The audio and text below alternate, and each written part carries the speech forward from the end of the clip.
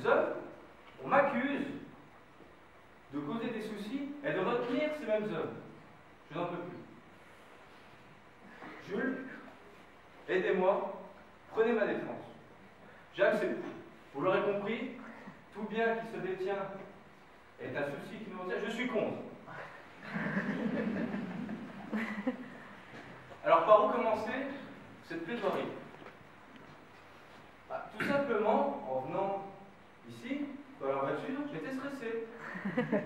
Qu'est-ce que j'ai fait comme personne stressée? J'ai pris une boule et je l'ai malaxée. J'ai malaxé cette boule. Cette boule, c'est pas bien, je la détiens, elle est à moi. Et, loin de me causer des soucis, elle m'en débarrasse.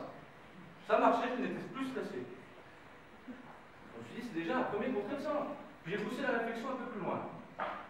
Je me suis dit, si tout bien que l'on détient est un souci qui nous retient, a fortiori, tout souci qui nous retient est un bien qu'on nous détient.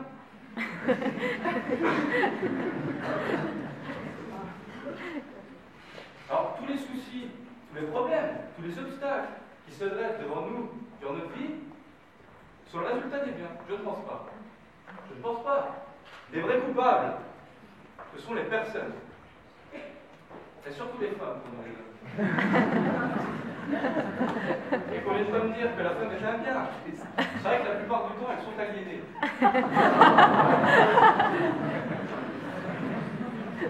Mais il leur arrive d'être louables aussi. Hein. On vient pas me dire que la femme est un objet. En tout cas, elles sont l'objet de mon cœur.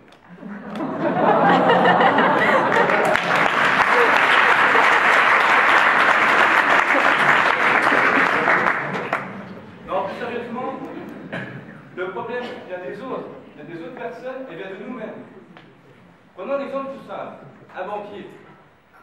Bon, il se fait cambrioler, on lui vole son argent, on lui vole son bien. A priori, ce qu'il retient d'intervenir et de s'interposer, c'est pas son bien, c'est la peur. Prenons maintenant un banquier un peu plus courageux. Ça existe. Bon, a priori, ce qu'il retient, c'est pas non plus son bien. Il a plus envie de retenir lui son bien, donc l'argent, et même retenir son agresseur. Pourquoi retenir son agresseur? C'est lui le coupable. C'est lui qui le retient. C'est lui qui lui cause un souci. Il le dépossède. L'argent n'a rien fait. Le bien n'a rien fait. Il dormait tranquillement et quelqu'un qu'il ne connaît pas, cagoulé, est venu le réveiller. Et en plus, on l'accuse. Mais mettez-vous à sa place. Vous êtes tranquillement chez vous, en train de dormir, et quelqu'un que vous ne connaissez pas vient cagoulé et vous réveille, et c'est tout. En même temps, tu l'as cherché. Vous criez à l'injustice. Vous avez raison. Et l'être humain est une machine fascinante.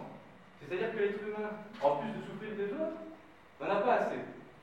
Il s'inflige de la souffrance lui-même. C'est-à-dire que quand les gens ne causent pas du souci, on arrive à s'en causer tout seul. On se fait du souci pour les autres. Les gens qu'on aime, les gens à qui on tient. Prenons l'exemple de parents. Ils s'inquiètent, ils se font du souci pour leur foyer familial, pour leurs enfants. D'ailleurs, quand un de leurs enfants rentre d'une soirée bien arrosée, il a peur de cet enfant, il n'a pas peur pour la voiture, il espère que cet imbécile de gosse n'a pas bu avant de prendre la voiture. D'ailleurs, c'est pour ça qu'on demande, est-ce que tu peux m'envoyer un message pour me dire si tu es bien arrivé? On ne lui demande pas, est-ce que tu peux m'envoyer un message pour me dire si la voiture est bien garée? Prenons l'exemple d'un couple. Le couple s'inquiète aussi pour sa moitié. Si sa moitié va dans la nuit, prend la voiture, elle ne revient jamais, moi personnellement, je suis plus inquiet pour ma moitié que pour la voiture. Bon, déjà parce que j'ai pas de voiture. Mais aussi parce que je l'aime. Pour les célibataires, les célibataires, souciez-vous de ce que vous pouvez, hein, c'est difficile. Même les égoïstes se soucient de leur propre personne. C'est vous dire si c'est les personnes qui sont coupables et pas les biens. Tout à l'heure, je vous disais que tous les biens ne sont pas forcément responsables de soucis qui peuvent nous retenir. J'ai pris l'exemple de la boule qui déstresse, je vais prendre l'exemple d'un stylo. Mettons qu'aujourd'hui j'ai un stylo et que demain je ne l'ai plus, je l'ai perdu, vous n'allez pas me voir, vous l'aurez vu demain. Je m'en fous de ce stylo. Alors après on va me dire, c'est un bien de faible valeur. Et Jules, s'il est bien de nous causer pas réellement de soucis, alors pourquoi on souscrirait des assurances et pourquoi on paierait des primes démentielles tous les mois pour pas que le bien, pour rien, quoi, que le bien ne cause pas de soucis. Justement, c'est parce que vous avez une assurance que ce bien ne vous cause pas de soucis. Parce que si demain, vous avez une voiture, elle est assurée, quelqu'un vient et vous voyez tout le flanc arrière comme Johan, j'ai cru comprendre que ça t'était arrivé, vous êtes assuré, la voiture elle refait à neuf, il est où le problème? Bon, autre exemple, demain, on vous pique votre vélo, bon, ça fait beaucoup dans la même journée. Vous êtes assuré pour ce vélo, on vous le remplace. Où est le souci? Et c'est pour rassurer l'homme, pour qu'il arrête de se soucier des biens et qu'il se soucie des réelles choses, qu'on peut s'assurer à peu près sur tout. Sur les vélos, les téléphones, les ordinateurs. Jennifer Lopez a même assuré ses propres fesses. Pour la petite somme de 27 millions d'euros. Alors on va me dire, Jules, est-ce que les fesses de Jennifer Lopez peuvent être considérées comme un bien? Ça dépend du point de vue. Mick Jagger, le chanteur des Rolling Stones, a assuré son majeur pour 1,7 million d'euros. Alors pareil, est-ce que le majeur de Mick Jagger peut être considéré comme un bien? Ça dépend à qui il le fait. Parce que cet automobiliste qui, dès le matin à 6h30, vous grille la priorité, mérite ce majeur. Il l'a cherché. Alors après, il y a aussi des assurances sur les personnes. Mais une personne, ça ne se remplace pas. Un bien peut se remplacer. C'est pour ça qu'il ne nous pose pas de soucis. Une personne est irremplaçable. Madame Thierry, la devienne de cette fac, elle est irremplaçable. Au moins en tant que personne. Prenons un exemple. Mettons que vous apprenez demain le décès de votre femme. Vous apprenez aussi qu'elle avait souscrit une assurance vie dont vous êtes le bénéficiaire. Bon, vous avez beaucoup d'argent. A priori, vous avez quand même perdu la femme de votre vie et la mère de vos enfants. Et on ne la remplacera pas. Le législateur a même encore été un peu plus loin, avec la responsabilité civile. C'est-à-dire que même les biens qui ne sont pas assurés peuvent être remplacés. C'est-à-dire que moi, je suis briquet, si je cause un dommage à un de vos biens, je devrais vous payer des dommages et intérêts pour réparer le préjudice que j'ai causé.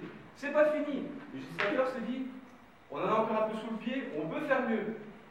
Responsabilité civile pour fait d'autrui. C'est-à-dire qu'un père de famille, tranquillement assis dans son fauteuil, devant le match, va se trouver embêté par son fils qui a fait une boulette de l'autre côté de la planète. Donc le réel souci, c'est le bien qui a endommagé le fiston, ou c'est le fiston qui fait n'importe quoi. On en revient toujours au même point, la personne est le réel souci. Alors les biens ne causent pas de soucis, mais le bien non plus. Le bien au sens premier du terme, le bien en opposition avec le mal. Reprenons l'exemple du banquier. Alors je vous préviens, l'exemple du banquier va nous suivre tout au long de cet exposé, au même titre qu'un banquier nous suit tout au long de notre vie. Je dis pas ça parce que le Crédit Agricole sponsorise le gros gouvernement. Bon, il s'est fait voler son argent, comme je vous l'ai dit précédemment. C'est pas son argent, c'est pas le bien qui le ralentit, qui le retient. C'est bel et bien le mal issu du vol, le mal issu du préjudice. Parlons un peu d'amour.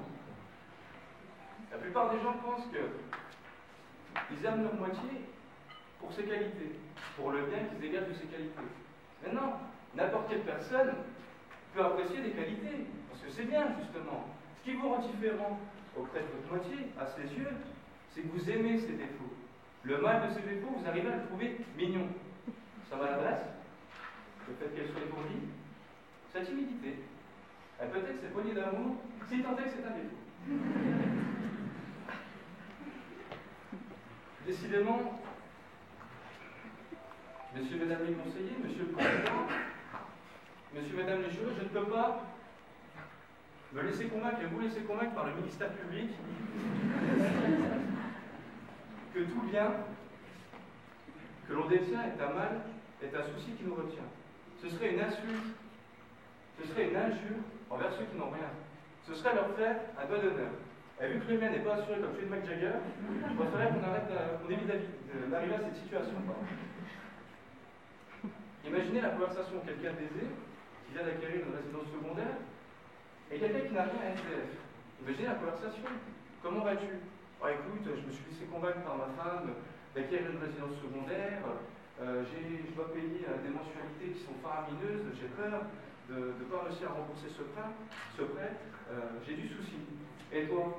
Oh bah écoute, moi je dors sous le combattant, bon il a été refaire, mais bon c'est la commune de Besançon qui paye, donc je suis pas stressé par les intérêts.